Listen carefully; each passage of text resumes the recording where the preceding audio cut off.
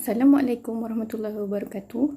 Nama saya Nur Hasni Akidah binti Muhammad Zanuri.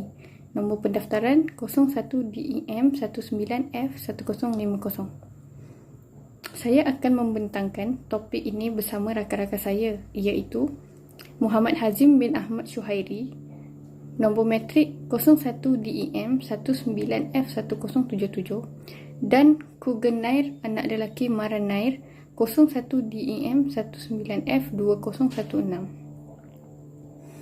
Topik yang akan kami bentangkan ialah peranan Selat Melaka sebagai gelanggang kepelbagaian peradaban Malaysia dari segi agama dan kepercayaan. Baiklah, pertama sekali saya akan menerangkan latar belakang Selat Melaka. Selat Melaka adalah laluan perkapalan utama antara Lautan Pasifik dan Lautan Hindi yang memainkan peranan penting bagi pembangunan ekonomi negara pertumbuhan pesat Asia seperti China, India, Jepun dan Korea Selatan serta negara-negara ASEAN khususnya Malaysia, Indonesia dan Singapura. Selat Melaka memang telah sejak ratusan tahun dahulu berfungsi sebagai lebuh laut bagi pedagang, pengembang agama, bala tentera dan pengembara. Hal ini kerana letakkannya di laut yang terpendek antara India dengan China, maka selat ini menjadi laluan perkapalan yang kedua paling kerap digunakan di dunia selepas Selat Dover. Terutamanya selepas pembukaan terusan Suez yang telah memendekkan lagi jarak perjalanan antara dunia barat dengan timur. Lantaran strategiknya letakkan Selat Melaka dari segi pengangkutan dan perhubungan laut, maka selat itu sering menjadi fokus caturan pengaruh dan kuasa. Penguasa pertama di Selat Melaka ialah Kerajaan Langkasuka yang berpangkalan di Patani pada abad kedua. Selat tersebut dikuasai oleh pedagang Arab dan India terutama pada zaman kegemilangan Kerajaan Melayu Melaka pada abad ke-15. Dengan penaklukan Melaka oleh Portugis pada 1511, Selat Melaka buat pertama kalinya dikuasai oleh bangsa Eropah yang mengenakan tol bagi setiap kapal yang melalui selat tersebut.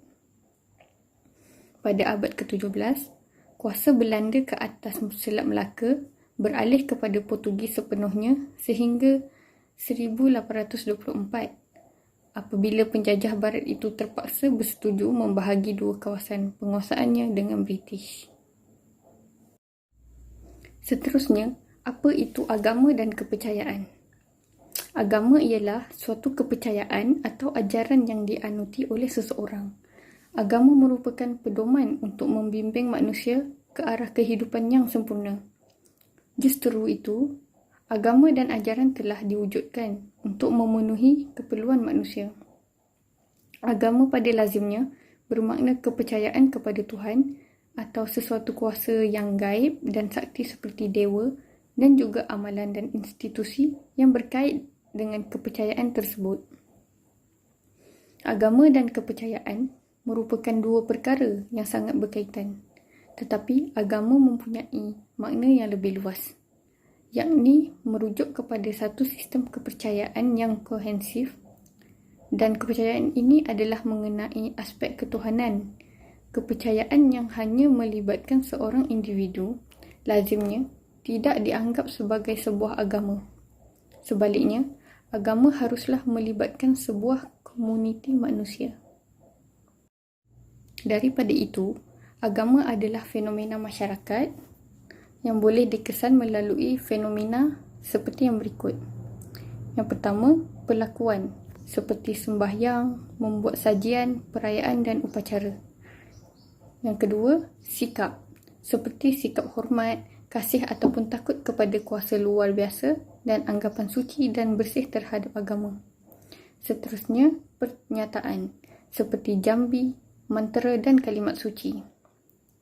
Seterusnya, benda-benda material yang zahir seperti bangunan, contohnya masjid, gereja, azimat dan tangkal.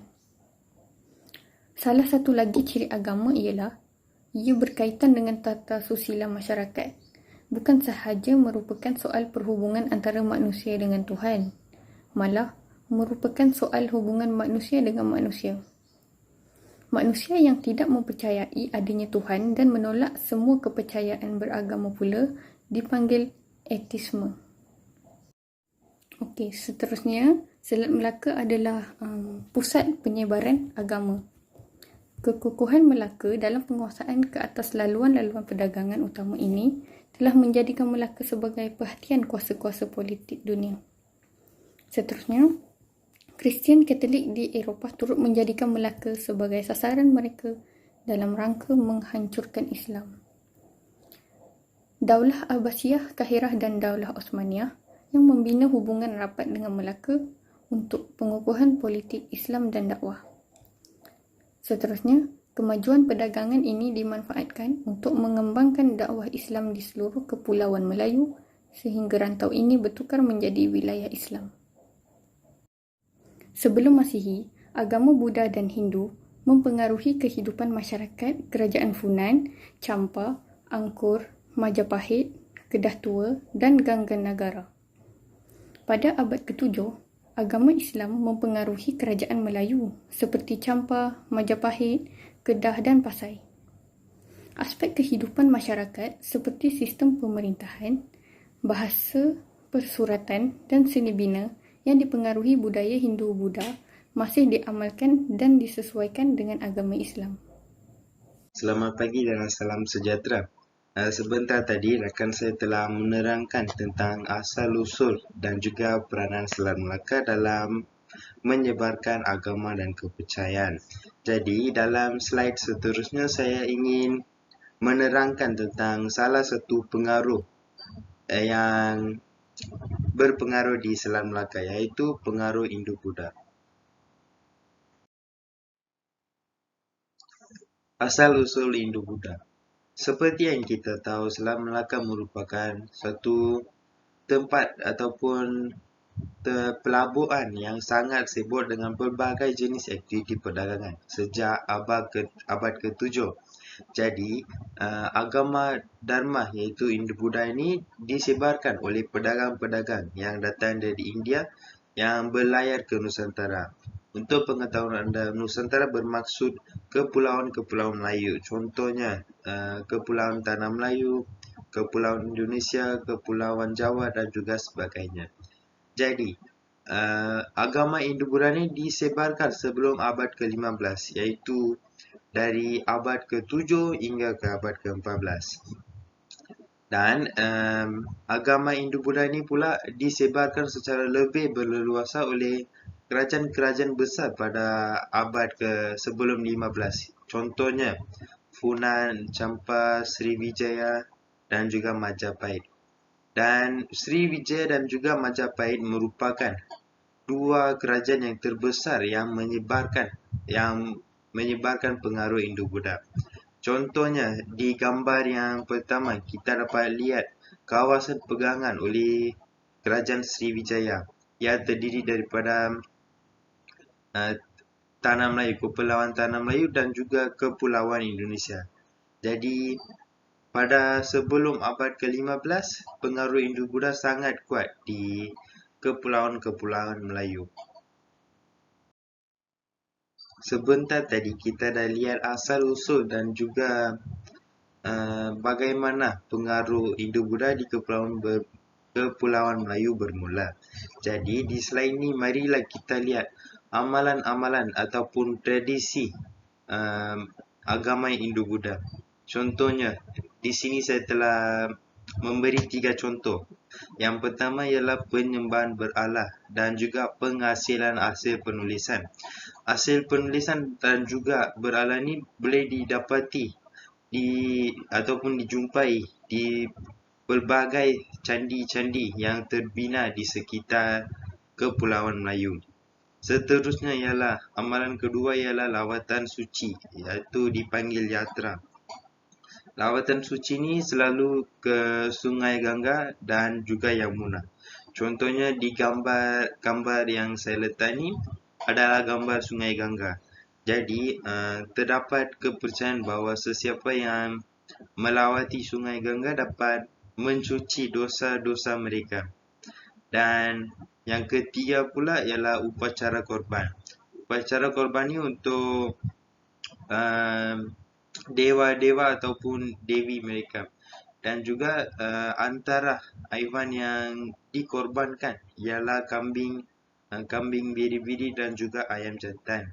Jadi haiwan yang menjadi korban ni dipercayai dapat memasuki syurga. Seterusnya, yang ini adalah contoh-contoh kepercayaan awal yang terdapat pada masyarakat Hindu-Buddha.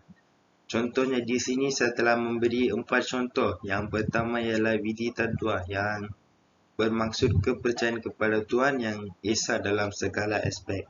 Seterusnya kita ada Atma Tattva yang bermaksud kepercayaan dalam yang terdapat dalam jiwa seseorang, dan juga mereka juga mempercayai bahawa jiwa kita adalah daripada percikan daripada Tuhan. Yang ketiga, Karma Phala. Karma Phala ni berasal daripada perkataan karma yang berkaitan dengan pahala dengan perbuatan. Contohnya, ia berkaitan dengan hasil daripada setiap tingkah laku kita. Dan yang keempat iaitu Punarbawa yang bermaksud kelahiran semula ataupun reinkarnasi. Punarbawa ni hampir berkait rapat dengan Karma Phala, iaitu karma, kerana mereka mempercayai bahawa kita lahir semula untuk menikmati pahala yang dilakukan dalam kehidupan sebelumnya, ataupun juga untuk menanggung dosa yang dilakukan dalam kehidupan sebelumnya. Dan seterusnya kita lihatlah pada hasil seni bina daripada pengaruh Hindu-Buddha. Hasil seni bina yang paling ikonik ataupun paling terkenal ialah pembinaan candi. Pembinaan candi ni boleh dijumpai di hampir setiap kepulauan Melayu. Contohnya Lembah Bujang di Malaysia, Candi Borobudur di Indonesia dan juga sebagainya. Dan dalam gambar dalam slide ni saya telah memberi contoh candi yang terdekat dengan kita, iaitu Candi Lembah Bujang di Kedah. Jadi anda mungkin tertanya-tanya, mengapakah dan apakah fungsi dan juga hasil daripada pembinaan candi ini. Jadi pembinaan candi ini adalah sebagai monumen keagamaan bagi Hindu-Buddha. Seterusnya, candi ini juga digunakan untuk menyimpan abu jenazah raja ataupun dari keluarga. Dan yang ketiga, candi ini digunakan untuk menyimpan patung dewa utama. Contohnya dalam gambar yang kedua kita dapat lihat patung dewa yang dijumpa dari tapak arkeologi Lembah Bujang. Dan juga dalam gambar ketiga pun kita dapat lihat beberapa hasil arkeologi artifak yang dijumpai daripada Lembah Bujang Kedah. Dan terakhirnya, marilah kita lihat sistem pemerintahan beraja ketika pengaruh Hindu-Buddha. Jadi dalam sistem pemerintahan beraja Hindu-Buddha, raja dianggap sebagai dewa raja ataupun digelar sebagai raja tuan. Yang ini supaya masyarakat akan berasa takut dan tidak akan menderhaka terhadap raja kerana takut dihukum oleh raja tuan. Dan semasa pemerintahan beraja, negara dianggap sebagai alam semesta, manakala raja dan juga ibu kota ialah dianggap sebagai pusat alam. Dan raja juga berkuasa mutlak dalam semua hal. Contohnya, sistem pemerintahan beraja ini memainkan peranan yang penting dalam menyebarkan pengaruh agama Hindu-Buddha. Contohnya, apabila seorang raja telah menerima pengaruh Hindu-Buddha, rakyatnya juga perlu mengikuti rajanya. Kalau tidak, mereka akan dianggap sebagai menderaka dan juga boleh diberi hukuman yang berat. Jadi, sistem pemerintahan beraja semasa pengaruh Hindu-Buddha ni boleh dilihat dalam bentuk hierarki.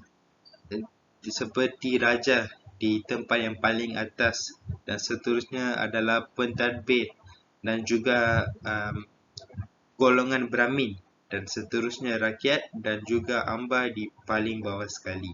Jadi di gambar ni setelah memberi contoh pentadbiran boleh dipisahkan kepada pentadbiran daerah datu dan juga pentadbiran pusat.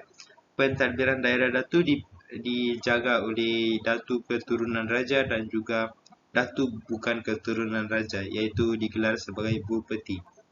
Manakala pentadbiran pusat pula dibantu oleh 4 golongan anak-anak raja, iaitu Yuvaraja, Pratyuvaraja, Raja Kumara dengan Raja Putra.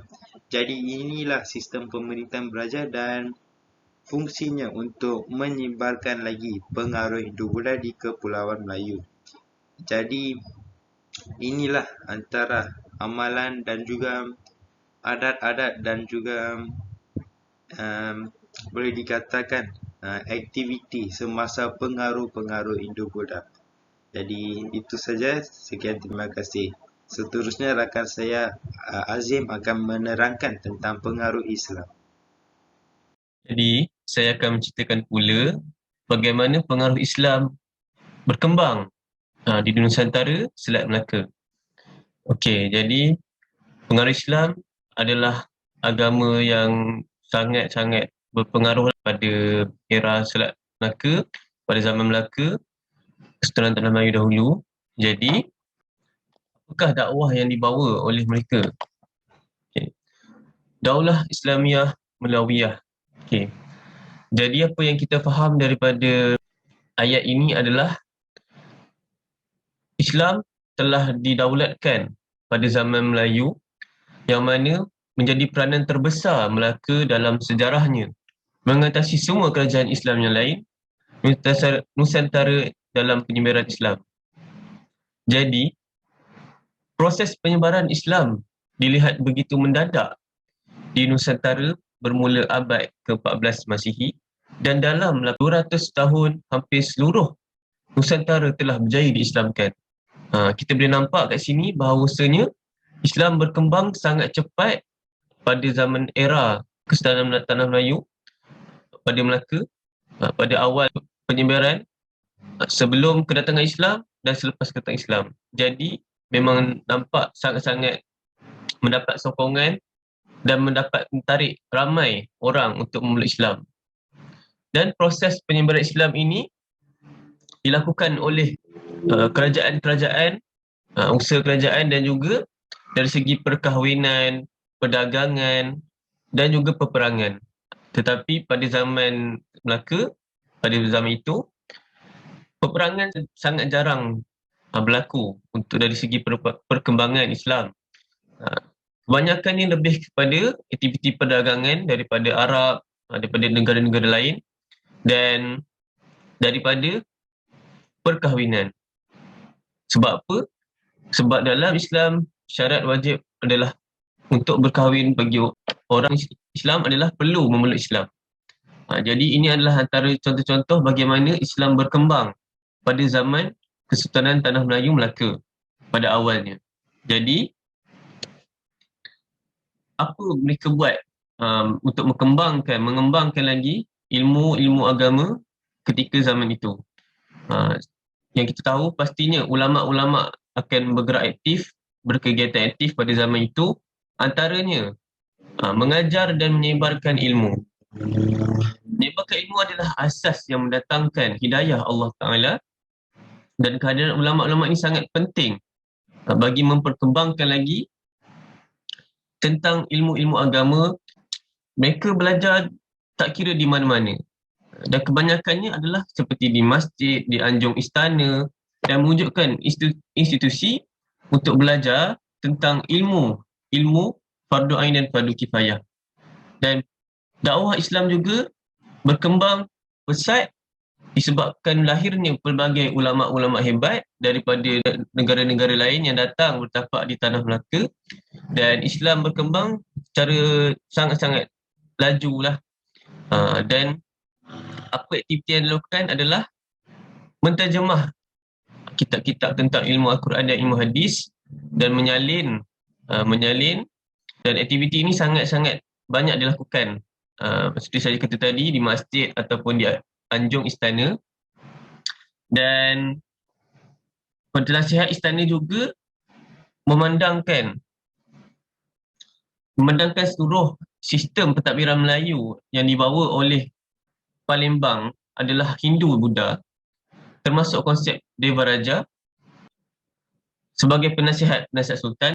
Selepas ulama' seperti Syekh Abdul Aziz, Maulana Bakar, Qadi Yusof dan Qadi Munawar kembali menukar sistem yang dibawa oleh agama sebelumnya, iaitu Hindu-Buddha, kepada syariat-syariat dalam Islam. Jadi sistem-sistem perundangan, sistem-sistem kerajaan dan perdagangan semua kembali berlandaskan syariat Islam. Dan di sinilah berkembang piaknya Islam ke seluruh alam Melayu, yang mana ulama' ini menyebarkan Islam, meluaskan lagi upayanya ke Jawa, Mindanao, Brunei, Maluku, Sulawesi, Sumatera, Patani dan lain-lain. Pergerakan ulama' melalui kapal-kapal dagang ini telah mempercepatkan lagi proses dakwah. Selepas Melaka telah didakwah, selepas Melaka telah banyak mendapat sambutan yang baik dari segi memeluk Islam, kemudian telah berkembang piak ke negara-negara jiran, negara-negara terdekat di sekeliling negeri Melaka. Jadi peranan Melaka dalam penyebaran Islam di Nusantara. Okay, kita boleh lihat banyak cara untuk menggerakkan Islam ini, antaranya dengan gerakan dakwah seluruh Nusantara. Jadi peranan ini sangat penting bagi menyebarkan Islam di seluruh bandar-bandar, malah negeri-negeri, malah negara. Dan kesan daripada gerakan dakwah seluruh Nusantara ini memberi kesan sangat positif kepada masyarakat, dan tersebarnya lah ilmu-ilmu tentang Islam, tentang syariat-syariat dari segi undang-undang, dan memang mendapat sambutan yang sangat baik, dan ramainya memeluk Islam bukan kerana terpaksa, tapi malah kerelaan hati, kerana Islam yang penuh dengan adab, penuh dengan keadilan, dan perundangan yang sangat-sangat menepatilah cita rasa penduduk pada zaman Melaka. Alright, terajak pula. Okay, alright. Dan keamanan politik pun semakin bertambah, politik semakin baik, tidak berlaku pecah belah, dan semua bersatu, dan kegiatan perdagangan lebih maju kerana tidak lagi ada unsur-unsur seperti riba, kan, seperti penipuan. Semuanya berlandaskan agama Islam. Jadi memang tidak dapat dinafikan, selepas Islam telah disebarkan di era kegemilangan Melaka, maka banyak perkara daripada undang-undang lebih kepada agama Hindu dan Buddha bertukar kepada Islam, dan Sultan sendiri tertarik untuk memeluk Islam. Dengan itulah antara menjadi asbab rakyat jelata turut memeluk Islam, dan pelbagai perkara-perkara yang baru telah ditukar lebih lagi dari segi sistem perundangan dan cara hidup rakyat zaman Melaka. Okay, jadi kita teruskan lagi. Okay, ini seperti kepercayaan sebelum dan selepas untuk kepercayaan animism. Mereka telah menganggap benda-benda gaib dan mempunyai semangat dan kuasa. Ini sebelum kedatangan Islam lah, yang mana mereka rasa semangat dan benda-benda gaib ni mempunyai kuasa, memberi mereka kuasa. Jadi mereka mempercayai, dan wujudlah pelbagai pemujaan dan penyembahan kepada batu-batu dan pokok-pokok serta apa sahaja perkara-perkara yang menampakkan mereka sehebat, seperti sungai dan fenomena alam yang lain. Dan selepas kedatangan Islam, barulah mereka tahu bahawa hanya Tuhan sahaja yang satu dan Tuhan yang Maha Esa itulah yang patut mereka sembah, dan mereka percaya kepada Nabi-Nabi dan Rasul-Rasul serta malaikat dan kitab-kitab suci. Dan kemudian mereka pun banyaklah mempelajari ilmu-ilmu tentang ilmu fardu ain, bagaimana cara solat, cara berzakat, cara berpuasa, dan serta mempelajari ilmu fardu kifayah. Jadi lebih nampak sistematik, dan mereka lebih nampak agama mana yang betul, kepercayaan mana yang lebih betul selepas kehadiran Islam. Okay, jadi kita sambung lagi. Okay, ini dari segi kepercayaan sebelum dan selepas untuk Hindu, Buddha dan selepas kedatangan Islam. Okay, jadi sebelum kedatangan Islam, mereka kebanyakannya mengamalkan agama Hindu dan Buddha, yang mana raja sebagai ketua agama Hindu. Jadi mereka memang perlu taat sangat dengan raja, dan raja dianggap sebagai jelmaan Tuhan, yang mana disebut sebagai Dewa Siva dan Dewa Vishnu, yang memiliki kuasa gaib dan wajib disembah. Ini seperti boleh dikatakan seperti zaman-zaman Fir'aun jugalah, yang mana raja ni mereka ibadatkan sebagai Tuhan, yang mana mereka patut sembah dan mereka patut ikut. Dan mereka berpegang pada konsep selagi mereka berbakti kepada raja, malah mereka akan senang, mereka akan mendapat ganjaran. Jadi memang raja lah patut mereka patuh sepatut-patutnya. Okay, kemudian selepas kedatangan Islam, gelaran Dewa Raja bertukar kepada Sultan. Inilah permulanya zaman kesultanan yang seperti saya cakap tadi. Dan Sultan ini memang dia bertanggungjawab sebagai ketua agama juga. Dan tugas Sultan ini adalah berlandaskan Islam yang dianggap sebagai zilullah fil ard, yang mana dimaksud bayangan Allah di muka bumi. Yang mana kita boleh tahu seperti ulama'-ulama' lah yang akan menjaga keamanan Islam, menjaga dakwah Islam, dan pengkastaan dimasukkan, dan masyarakat akan bertambah dari segi keadilan selepas kehadiran Islam. Macam saya telah bagi tahu sebelum juga, banyaklah dari segi perundangan dan sistem-sistem telah banyak dimasukkan dan juga telah diperbarui dengan konsep berlandaskan syariat Islam. Okay, jadi kesimpulan daripada apa yang kami bentangkan adalah Selat Melaka merupakan gelanggang kepelbagaian etika dan peradaban, yang mana menjadi hasil daripada masyarakat suatu ketika dahulu. Yang mana kita tahu tanpa gelanggang kepelbagaian etika peradaban pada masa dulu, mungkin kita tak dapat rasa peradaban pada masa kini. Jadi mereka sangat-sangat banyaklah memberi impak yang besar dari segi etika dan peradaban, dan kewujudan Selat Melaka sebagai laluan perdagangan utama telah mewujudkan pelbagaian bangsa, etika dan peradaban yang dapat dilihat sehingga kini. Dan inilah yang mana kita tahu Selat Melaka ni pernah menjadi tumpuan utama dunia. Dan bahasa Malaysia, bahasa lingua franca telah menjadi bahasa perdagangan dunia. Dan dari sini kita perlu bangga bahawasanya Tanah Melayu ini adalah satu tempat tumpuan utama ketika masa dahulu untuk orang berdagang. Jadi kesannya wujudlah negara Malaysia yang berbilang kaum, etnik, agama serta mempunyai perayaan yang pelbagai seperti Hari Raya Aidilfitri, Aidiladha, Deepavali yang baru kita sambut baru-baru ini, kemudian Tahun Baru Cina, Taipusam, pelbagai perayaan. Dan inilah punca di mana Malaysia menjadi negara yang harmoni, aman dan makmur. So itulah kesimpulan daripada perbentangan daripada kumpulan kami. Jadi sampai ini saja perbentangan daripada kumpulan kami. Jadi saya akhiri dengan terima kasih dan Assalamualaikum.